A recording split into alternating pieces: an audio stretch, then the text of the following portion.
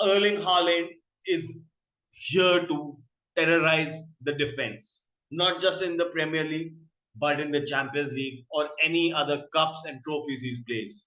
Hello and welcome back to the Bowling Sisters. And I am back again with our UCL preview for the Wednesday night games which have just finished.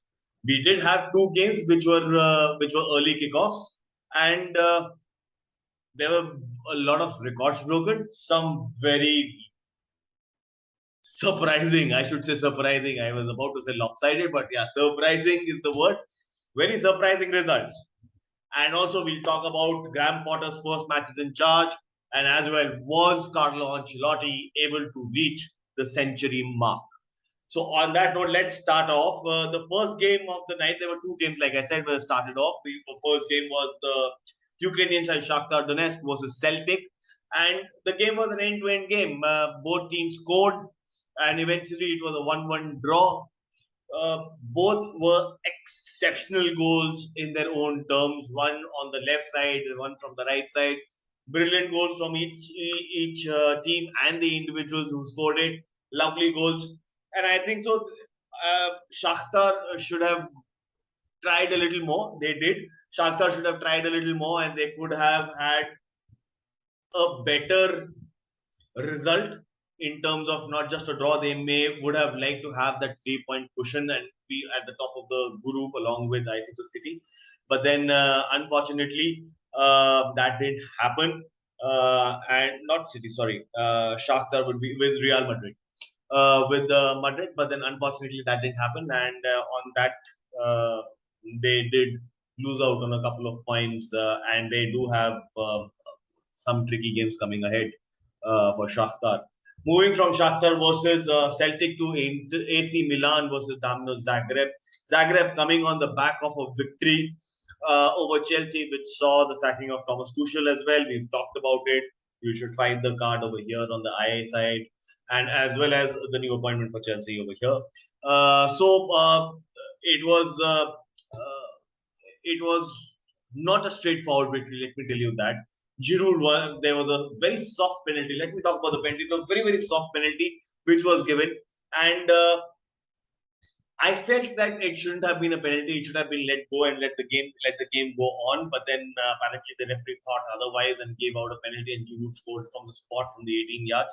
And then post the start of the game, then it was Selly's Maker who scored the goal, and then uh, Pobega scored the goal in the 47th and the 77th minute for AC Milan. But in between, Zagreb was able to pull the game goal back from Orisic in the 56th minute.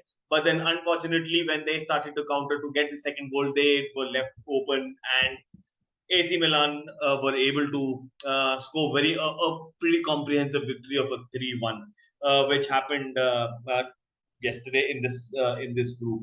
Moving on, we went we moving from Milan versus Zagreb. Let's go to Napoli. Napoli was playing against Rangers, and I, like I predicted, I think so I predicted this, or I said this, that it should be an easy game for Napoli coming over to for Celtics, and I think so it was a straightforward a road roller which happened, and a 3-0 victory for Napoli, which puts them very very comfortable in the group stages, and I think so that should be more than comfortable for them in the coming days as well. From there, let's go and talk about Graham Potter and his Chelsea side who faced Salzburg.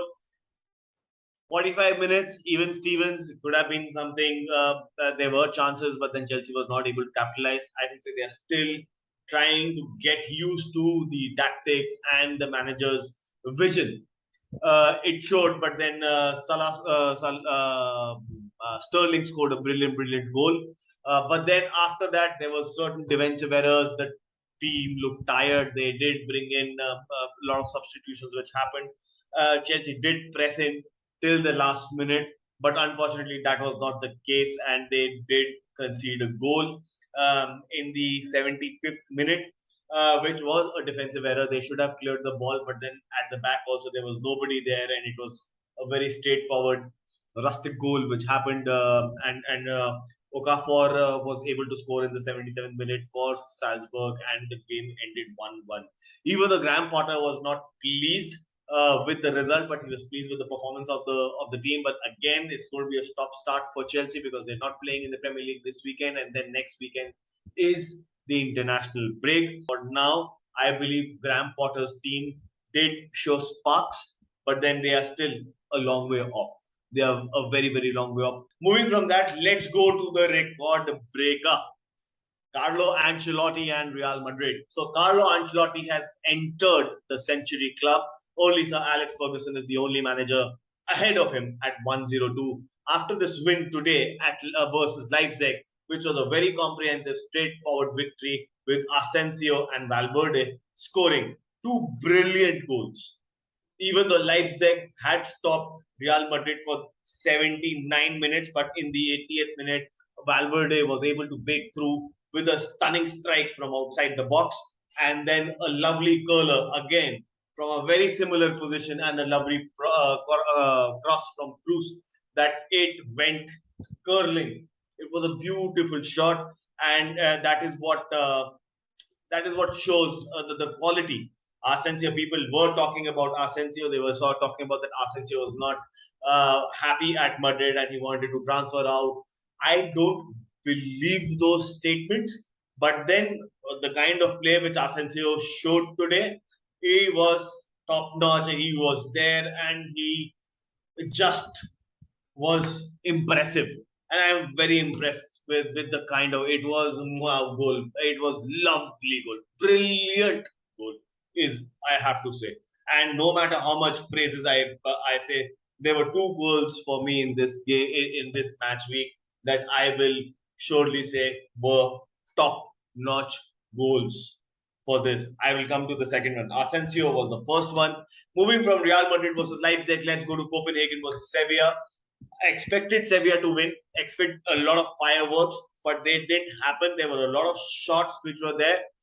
Sevilla, as expected, had the majority of the shots, but huge but they were only two on target. Only two on target. They had the maximum amount of possessions, but then they were not able to break that back line of Copenhagen. And that is something which Sevilla has to work upon and try to make sure that they do get through with, especially with the likes of Copenhagen and with the likes of sides like Copenhagen, which are very, very strict, very, very stringent at the back, maybe playing a back five or a back six when under pressure. So I think the Sevilla should have done better and should have got 3 points, but apparently they're going home unsatisfied with just 1 point. Moving from Copenhagen to Sevilla, let's come to the shocker of the night. And the shocker of the night is Juventus versus Benfica. Juventus versus Benfica, I expected Juventus to win. But Benfica, we all know, is a big team. It gives out performance against the big team. And they did. They went behind in the third, I think so in the fourth minute, Malik scored in the fourth minute of the game. And it felt like that it is going to be Juventus's day.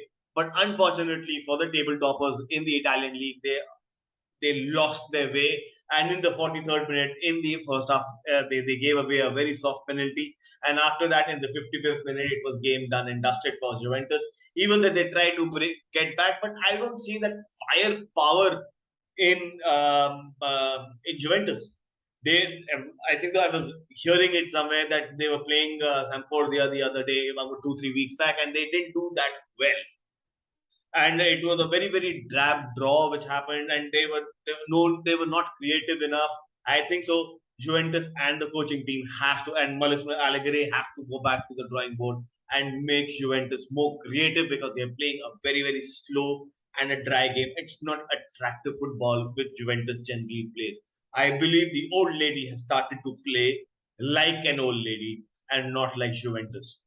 So moving from Juventus versus Benfica, let's go to Maccabi Haifa versus PSG, which was supposed to be a goal route and an easy victory for PSG, but then there were initial scares which Maccabi Haifa gave PSG by scoring the first goal. Yes, PSG conceded the first goal in the 24th minute, But then after that, it was Messi, Mbappe, and Neymar show.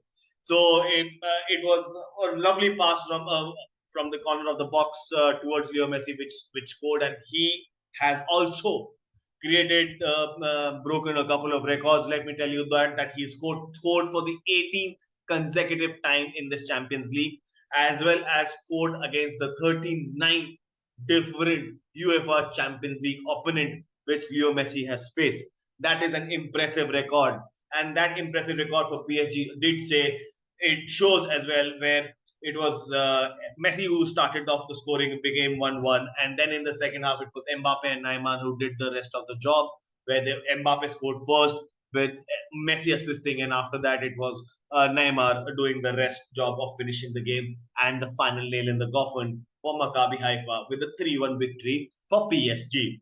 And then moving to the last game, which was a sort of reunion between, and not a sort of, it was a reunion, maybe a bittersweet one because he scored and his team won, so it was a sweet.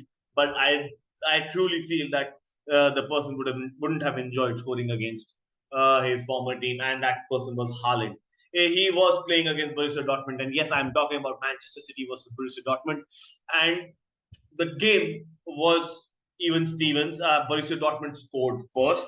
They did take the lead, and it was not until the 80th minute that City were able to reply because Borussia Dortmund was very, very strong at the back. They held their line. They kept Haaland at bay. They kept KDB at bay. They kept Ike Gundogan at bay. But fortunately, from the corner, it was John Stones who scored at the 80th minute. And then it was Erling Haaland who jumped onto a cross which came from outside the box, and he was all over the defender, and a lovely curling just touching his outside of the boot, and a lovely score. But let me tell you a prediction right now that Erling Haaland is here to terrorize the defense, not just in the Premier League, but in the Champions League or any other cups and trophies he plays. He's going to be a terror at just 21, 22 years of age. He is going to be a terror, and he is living a dream. He is living his father's dream, and he is emotionally charged in the right manner. So I feel that he's out there to prove a point. And now I feel that City is more of a complete team, a Pep Guardiola's team. And that is something which is very, very, very, very important for all the rivals who are going to be facing Manchester City. So on that note, thank you very much. Do like, share, subscribe, enable those notifications, and let us know what are your thoughts on the analysis, and let us know what did you think about the games which happened on Tuesday and Wednesday night of match day 2. So thank you very much. I'll catch you guys soon. Adios.